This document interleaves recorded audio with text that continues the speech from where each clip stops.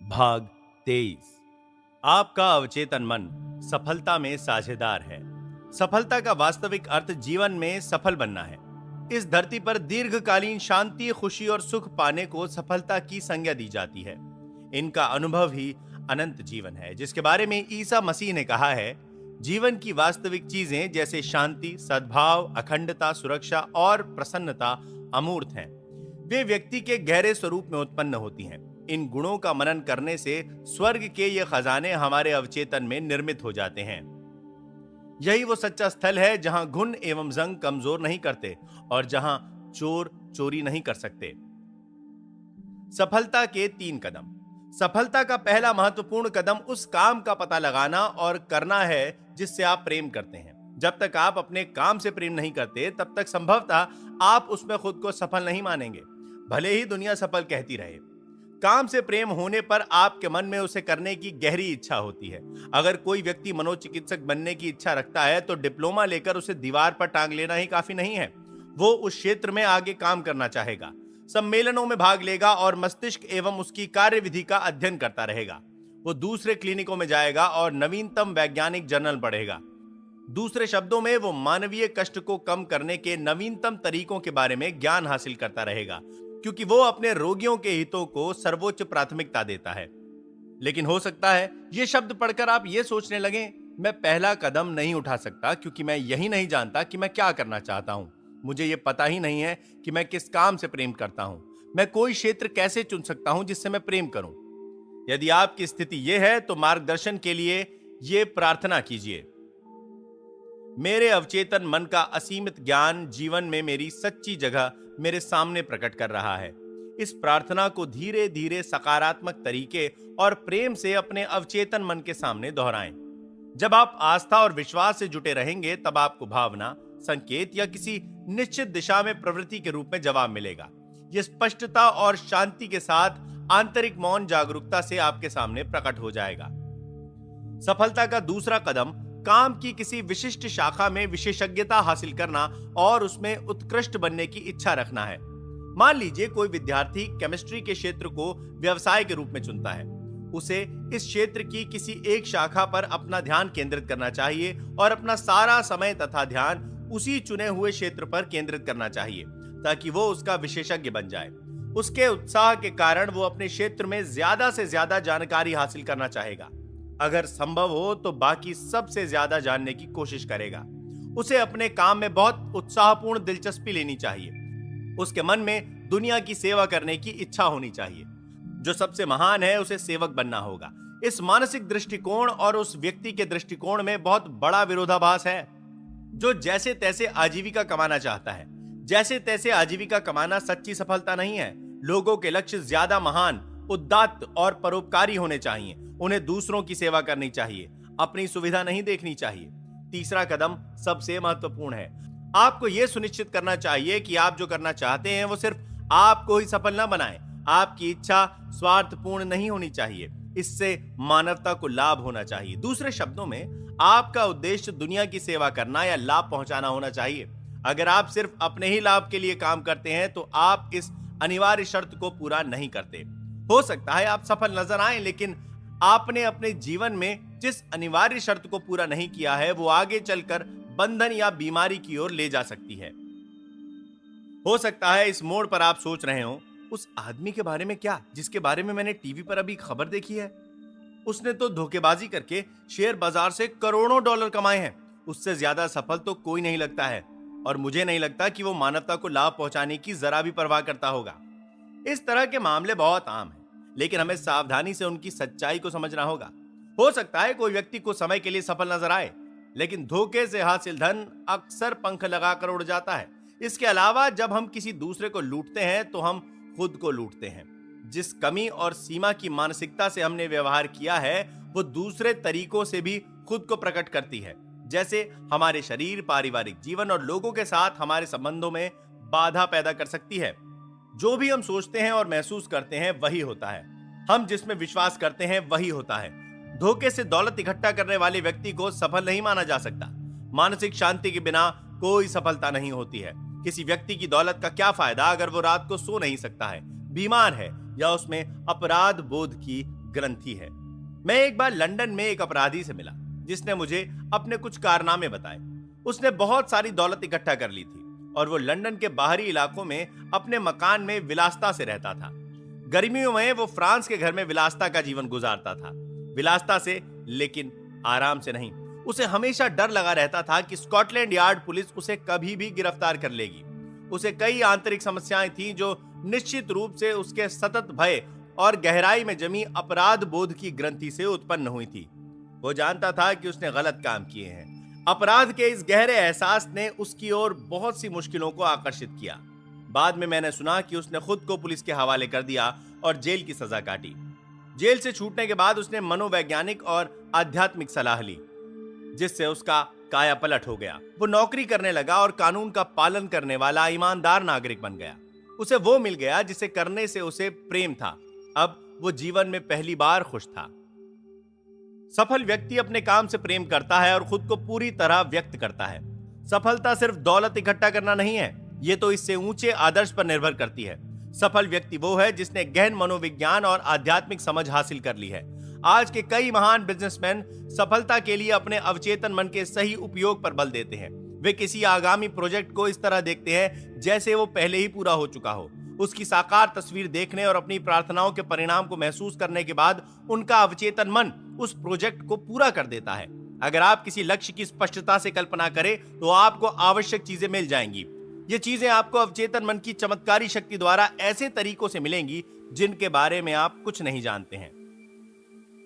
सफलता के 3 कदमों पर विचार करते समय आपको अपने अवचेतन मन की रचनात्मक शक्तियों को कभी नहीं भूलना चाहिए। यही सफलता की किसी भी योजना के सारे कदमों के पीछे की शक्ति है। आपका विचार रचनात्मक है। विचार भावना के साथ मिलकर कल्पनावादी आस्था या विश्वास बन जाता है और आपके विश्वास के अनुरूप आपको दिया जाता है। जब आप समझ लेते हैं कि आपके भीतर एक प्रबल शक्ति है जो आपकी सारी इच्छाओं को साकार करने में सक्षम है, तो आपको आत्मविश्वास और शांति का एहसास मिलता है।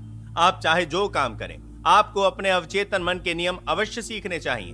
जब आप जानते हैं कि अपने मन की शक्तियों को कैसे प्रयोग किया जाए, जब आप खुद को पूरी तरह अभिव्यक्त कर रहे हैं और अपनी प्रतिभा से दूसरों को लाभ पहुंचा रहे हैं, तो आप सच्ची सफलता के अचूक मार्ग पर हैं। अगर आप ईश्वर के काम या इसके किसी हिस्से में जुटे हैं, तो ईश्वर आपके साथ है। ऐसे में कौन आपके खिलाफ टिक सकता है? धरती या आसमान में ऐसी कोई शक्ति नहीं जो आपको सफलता तक पहुंचने से रोक सके। हॉलीवुड में मैं एक अभिनेता से मिला जिसका नाम शायद हर फिल्म देखने वाले या टेलीविजन प्रेमी को मालूम होगा। उसने मुझे बताया कि वो मिडवेस्ट में एक छोटे से खेत पर पला बढ़ा था। उसका परिवार जैसे तैसे गुजारा करता था। उसके मनोरंजन का एकमात्र साधन पुराना ब्लैक एंड व्हाइट टीवी था, जिस पर मुश्किल से 2 चैनल आते थे। इसके बावजूद उसने अभिनेता बनने का सपना देखा। यह सपना उसके दिलो दिमाग पर दिनों दिन हावी होता चला गया। उसने बताया, जब मैं बाहर खेतों में काम करता था या खलिहान में गायों को वापस लाता था, तब भी मैं सारे समय कल्पना करता था कि मेरा नाम एक बड़े थिएटर के बाहर बड़े बड़े अक्षरों में लिखा है। मैंने हर चीज स्पष्टता से देखी। प्रशंसकों की भीड़ शोर मचा रही है। इंटरव्यू लेने वाले मुझे घेरे हुए हैं। मैं ये तस्वीर बरसों तक देखता रहा। आखिरकार मैंने घर छोड़ दिया। मैं लॉस एंजलिस पहुंच गया और मुझे फिल्मों तथा टीवी कार्यक्रमों में एक्स्ट्रा का काम मिल गया। जल्दी ही मुझे अभिनेता के रूप में पहली भूमिका मिल गई। प्रीमियर की रात जब मैं कार से थिएटर पहुंचा तो बेहोश होते होते बचा। वहां पर मेरा नाम बड़े बड़े अक्षरों में रोशनी में चमक रहा था। भीड़ थी और अखबार के रिपोर्टर थे। सब कुछ वैसा ही था जैसी मैंने बचपन में कल्पना की थी। उसने आगे कहा, मुझसे ज्यादा कौन जान सकता है कि लगातार की गई कल्पना की शक्ति सफलता दिला सकती है। कुछ साल पहले मैं एक युवा फार्मासिस्ट से मिला जिसका नाम मैरी एस था। वो एक बड़े चेन ड्रग स्टोर के प्रिस्क्रिप्शन डिपार्टमेंट में काम करती थी। एक दिन जब वो मेरे लिए दवा बना रही थी तो मैंने उससे पूछा कि उसे ये नौकरी कैसी लगती है। ओह ठीक है, उसने कहा था। वेतन और कमीशनों से काम चल जाता है। इसके अलावा कंपनी मुनाफा भी बांटती है। अगर किस्मत अच्छी रही तो मैं इतनी कम उम्र में रिटायर हो जाऊंगी कि जीवन का आनंद ले सकूंगी। पल भर के लिए खामोश रहने के बाद मैंने उससे पूछा, क्या आपने बचपन में यही सपना देखा था जब आपने फार्मासिस्ट बनने का फैसला किया था? उसके चेहरे पर उलझन का भाव आ गया। वो बोली, नहीं, मेरा ख्याल है नहीं। मैंने हमेशा खुद को अपने स्टोर की मालकिन के रूप में देखा था। मैं चाहती थी कि जब मैं सड़क पर जाऊं तो लोग मेरा नाम लेकर मुझे हेलो कहें। मैं भी उन सब के नाम जानती थी क्योंकि मैं उन्हें दवाएं देती थी। आप सोचेंगे कि ये अजीब है, लेकिन मैंने इस बारे में भी सपने देखे हैं कि माता पिता अपने बीमार बच्चे की दवा के लिए मुझे आधी रात को फोन कर रहे हैं। मैं अपने पजामे के ऊपर कपड़े पहनकर नीचे स्टोर तक जा रही हूँ और उन्हें उनकी जरूरत की दवा दे रही हूँ। मेरे सपने की तस्वीर किसी बड़े स्टोर के काउंटर के पीछे 9 से 5 की नौकरी जैसी नहीं थी। निश्चित रूप से नहीं है, मैंने कहा, लेकिन आप अपने सपने को पूरा करने की कोशिश क्यों नहीं कर रही हैं? क्या आप उसमें खुश और सफल नहीं होंगी? अपनी नजरें ऊपर रखो, यहां से बाहर निकलो, खुद का स्टोर शुरू करो। मैं कैसे कर सकती हूँ? उसने अपना सिर हिलाते हुए कहा। उसमें बहुत पैसे लगेंगे और हम इस वक्त जैसे तैसे महीना काटते हैं। इसके बाद मैंने उसे एक अद्भुत सच्चाई बताई। वो जिसे भी सच मानती थी उसे वो अस्तित्व में ला सकती थी। मैंने उसे अवचेतन मन की शक्तियों के बारे में बताया। वो जल्द ही समझ गई कि अगर वो अपने अवचेतन मन तक स्पष्ट और विशिष्ट विचार पहुंचा दे तो वे शक्तियां किसी तरह उसे साकार कर देंगी। वो कल्पना करने लगी कि वो अपने स्टोर में थी। उसने मानसिक रूप से बोतलें जमाई, पर्चों पर लिखी दवाएं बनाई और ग्राहकों का इंतजार करने की कल्पना की, जो उसके पड़ोसी और मित्र भी थे। उसने अच्छे खासे बैंक बैलेंस की तस्वीर भी देखी। मानसिक रूप से वो अपने काल्पनिक स्टोर में काम करने लगी।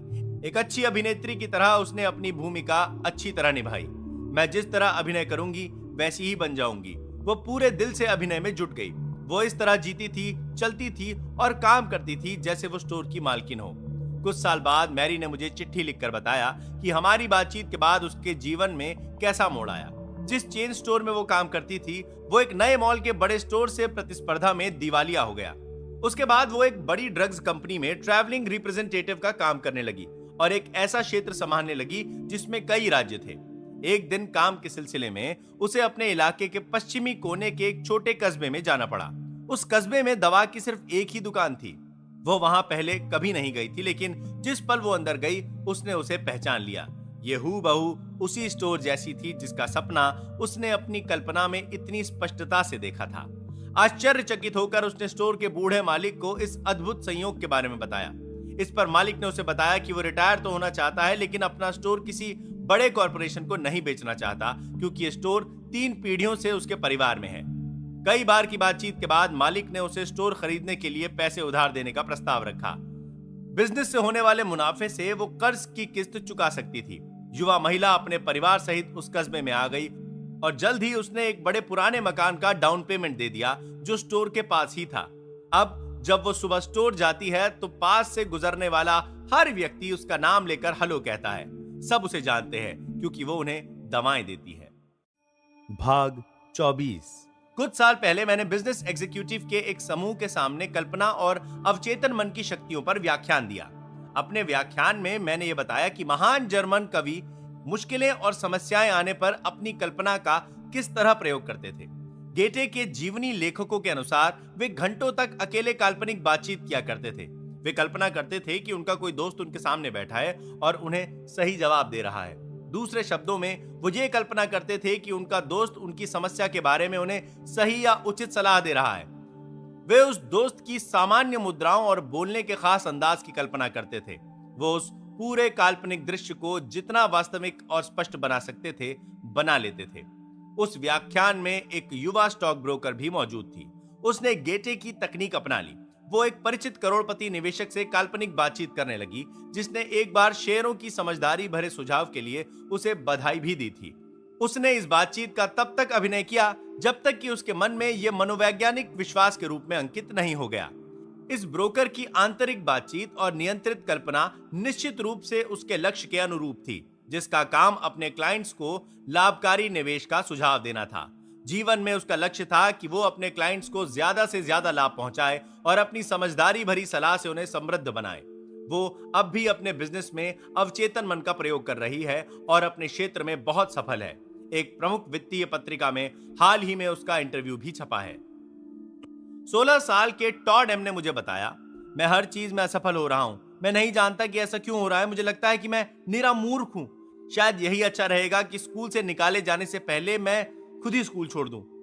आगे की बातचीत में मुझे पता चला कि टॉड का नजरिया ही अनुचित था। वो अपनी पढ़ाई के बारे में उदासीन था और अपने कुछ शिक्षकों एवं सहपाठियों के प्रति द्वेष भी पाले हुए था। मैंने उसे सिखाया कि पढ़ाई में सफल होने के लिए वो अपने अवचेतन मन का इस्तेमाल कैसे कर सकता है। वो दिन में कई बार कुछ सच्चाइयों की घोषणा करने लगा, खास तौर पर सोने से ठीक पहले और सुबह जागने के ठीक बाद। जैसा हम देख चुके हैं, अवचेतन मन तक विचार पहुंचाने के लिए ये सबसे अच्छे समय होते हैं। उसने ये सकारात्मक घोषणा की, मुझे एहसास है कि मेरा अवचेतन मन यादों का भंडार है। ये हर उस चीज का संग्रह करता है जो मैंने पढ़ी है या शिक्षकों के व्याख्यान में सुनी है। मेरी स्मृति आदर्श है, बशर्ते मैं उसका इस्तेमाल करने का चयन करूं। मेरे अवचेतन मन का असीमित ज्ञान मुझे वो हर चीज लगातार बताता है जो मुझे परीक्षा में जानने की जरूरत है, चाहे वो लिखित हो या मौखिक। मैं अपने सभी शिक्षकों एवं सहपाठियों के प्रति प्रेम और सद्भाव दर्शाता हूं। मैं सचमुच चाहता हूं कि वे सफल हों और उन्हें सभी सुख मिले। टॉड अब पहले से बहुत ज्यादा स्वतंत्रता का आनंद ले रहा है। उसे अब हर विषय में ए ग्रेड मिल रहा है। वो लगातार कल्पना करता है कि उसके शिक्षक और माता पिता पढ़ाई में उसकी सफलता पर उसे बधाई दे रहे हैं। खरीदते और बेचते समय याद रखें कि आपका चेतन मन स्टार्टर है और आपका अवचेतन मन मोटर है। आप मोटर चालू करेंगे तभी वो काम शुरू कर पाएगी। आपका चेतन मन अवचेतन मन की शक्ति को जगाता है। अपनी स्पष्ट इच्छा, विचार या छवि को अपने अवचेतन मन तक पहुंचाने का पहला कदम उसे शांत करना है, ध्यान को केंद्रित करना है, स्थिर होना है और शांत बनना है। शिथिल, निष्क्रिय और शांत मानसिक दृष्टिकोण बाहरी मामलों तथा गलत विचारों को अवचेतन मन तक पहुंचने और लक्ष्य में हस्तक्षेप करने से रोकता है। यही नहीं, मस्तिष्क के शांत, निष्क्रिय और ग्रहणशील दृष्टिकोण में न्यूनतम प्रयास की जरूरत होती है। दूसरा कदम मनचाहे परिणाम की वास्तविकता की कल्पना करना है। उदाहरण के लिए हो सकता है आप कोई मकान खरीदना चाहते हो। अपनी शिथिल मानसिक अवस्था में आप इस तरह घोषणा करते हैं, मेरे अवचेतन मन का असीम ज्ञान परम ज्ञानी है। यह मुझे अपनी सारी जरूरतों को पूरा करने वाला आदर्श मकान बताता है जिसे मैं खरीद सकता हूं। मैं अब इस आग्रह को अपने अवचेतन मन को सौंप रहा हूं। मैं जानता हूं कि यह मेरे आग्रह की प्रकृति के अनुरूप प्रतिक्रिया करेगा। मैं इस आग्रह को पूर्ण आस्था और विश्वास के साथ उसी तरह मुक्त कर रहा हूं जिस तरह किसान विश्वास के साथ जमीन में बीज बोता है। आपकी प्रार्थना का जवाब अखबार के किसी विज्ञापन या दोस्त से मिल सकता है, या हो सकता है कि आपको किसी खास मकान की तरफ सीधे मार्गदर्शन दिया जाए जो ठीक वैसा ही होगा जैसा आप चाहते हैं।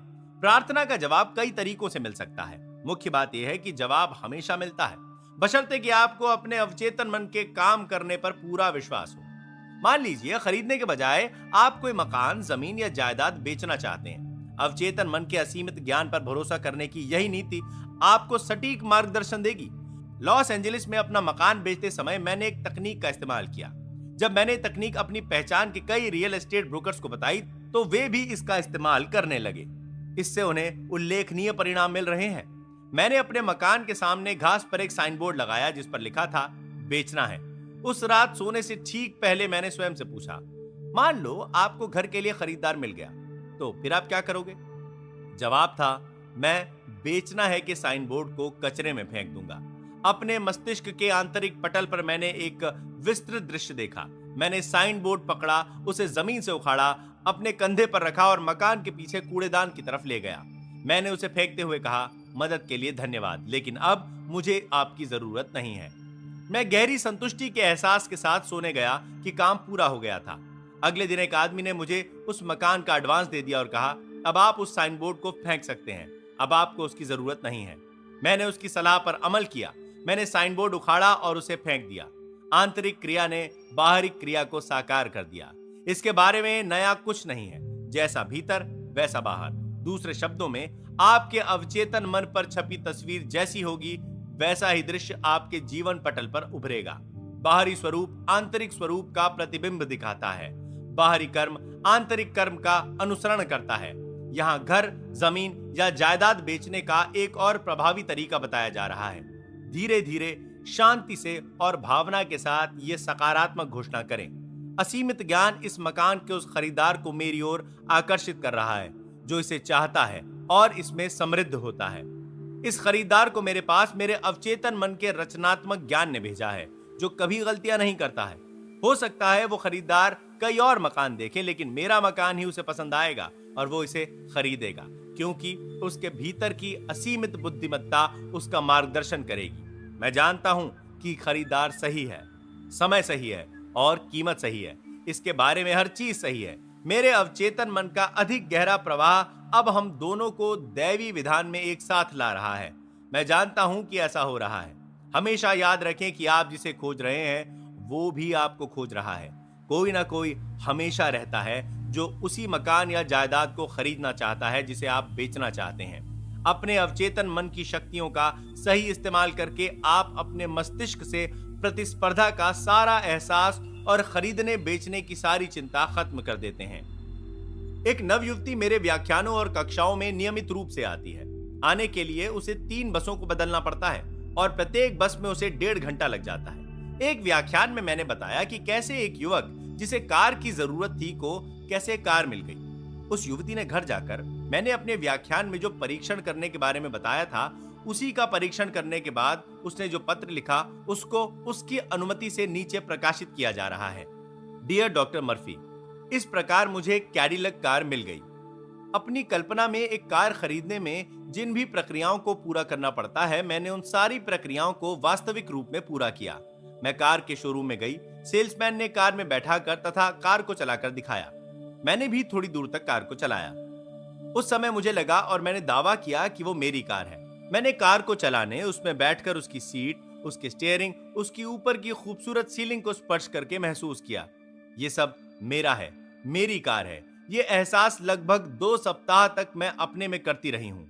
पिछले सप्ताह आपके व्याख्यानों में भाग लेने के लिए मैं कैडिलक में आई थी। मेरे चाचा जो इंग्लैंड में रहते हैं वे गुजर गए और अपनी कैडिलक कार तथा पूरी संपत्ति मेरे नाम कर गए हैं। अनेक प्रमुख व्यापारी हैं जो अपने जीवन में तमाम सफलता के नाम को दोहराते रहते हैं जब तक कि सफलता उनके द्वार को खटखटाने नहीं लगती और अंततः वे सफल हो जाते हैं। वे भली भांति जानते व समझते हैं सफलता के नाम में ही सफलता के सारे गुण निहित हैं। इसी प्रकार आप भी सफलता के नाम को पूरे विश्वास और आस्था के साथ अपने जीवन में दोहराएं। आपका अवचेतन मन इसे आपका सच मानकर स्वीकार कर लेगा और आप स्वाभाविक रूप से उसकी सफलता की अनिवार्यता की सीमा में आ जाएंगे। आप अपनी आस्था के प्रति अपनी अभिव्यक्ति के लिए बाध्य हो जाएंगे और सोचने पर मजबूर हो जाएंगे कि आखिर सफलता का अर्थ आपके लिए क्या है। जाहिर है आप पारिवारिक और सामाजिक जीवन में सफलता चाहते हैं। आप अपने व्यापार में, अपने काम में सफलता चाहते हैं। आप एक बढ़िया सुंदर मकान चाहते हैं और खूब सारा धन चाहते हैं ताकि आप सुख चैन से जीवन व्यतीत कर सकें। आप अपनी प्रार्थना के माध्यम से अवचेतन मन की शक्तियों के प्रयोग की सफलता चाहते हैं। आप इसलिए भी व्यापारी हैं क्योंकि आप जीवित रहने के व्यापार में रहते हैं। अपनी मनचाही आशा की सफलता की कल्पना करके आप एक सफल व्यापारी बने, कल्पनाशील बने और सफलता की वास्तविकता में मानसिक रूप से शामिल हो जाएं। इसकी आदत डाल लें। रात को सफलता की कल्पना के साथ पूर्ण विश्वास करें और सोने जाएं तो आप देखें कि आप अपने विचार को अवचेतन मन में पहुंचाने में सफल हो गए हैं। विश्वास करें कि आप सफल होने के लिए ही पैदा हुए हैं तो आप देखेंगे कि आपके जीवन में क्या चमत्कार होते हैं। सफलता का अर्थ है सफल जीवन। जीवन में शांति, प्रसन्नता एवं उमंग हो और मन चाहा काम करने की स्वतंत्रता हो तो आप जीवन में सफल हैं। चुनने का प्रयास करें कि आप जीवन में क्या काम करना चाहते हैं और उसे करना शुरू करें। यदि आप अपनी सही अभिव्यक्ति नहीं जान पाए हैं तो मार्गदर्शन के लिए प्रार्थना करें, आपको सही मार्ग मिल जाएगा। अपने क्षेत्र में विशिष्टता हासिल करें, उसके बारे में इतनी जानकारी हासिल करें जितना कोई नहीं जानता हो। सफल व्यक्ति मतलबी नहीं होता, उसके जीवन की प्रमुख इच्छा मानवता की सेवा है। मानसिक शांति के बिना कोई सच्ची सफलता नहीं मिलती है। सफल व्यक्ति के पास गहन मनोवैज्ञानिक और आध्यात्मिक समझ होती है। अगर आप किसी उद्देश्य की स्पष्टता से कल्पना करते हैं तो अवचेतन मन की चमत्कारी शक्ति आपको सारी आवश्यक वस्तुएं प्रदान कर देगी। आपका विचार भावना के साथ जुड़कर कल्पनावादी विश्वास बन जाता है और आपके विश्वास के अनुसार आपको मिलेगा। लगातार कल्पना करने से आपके अवचेतन मन की चमत्कारी शक्तियां प्रेरित होती हैं। अगर आप नौकरी में प्रमोशन चाहते हैं तो कल्पना करें कि आपका मालिक, सुपरवाइजर या कोई प्रियजन प्रमोशन पर आपको बधाई दे रहा है। इस तस्वीर को स्पष्ट और वास्तविक बनाएं। आवाज सुनें, मुद्राएं देखें और इसकी वास्तविकता को महसूस करें। ऐसा करते रहें। बार बार दोहराने से आपकी मनोकामना सुखद रूप से पूरी हो जाएगी। आपका अवचेतन मन यादों का भंडार है। आदर्श याददाश्त के लिए बार बार सकारात्मक घोषणा करें।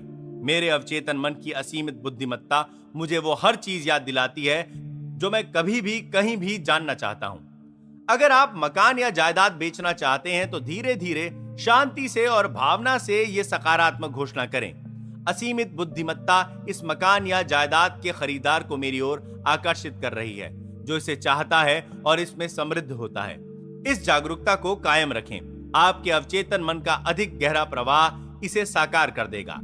सफलता के विचार में सफलता के सभी तत्व शामिल हैं। सफलता शब्द बार बार आस्था और विश्वास के साथ दोहराएं तो अवचेतन मन आप पर सफल होने के लिए दबाव डालेगा।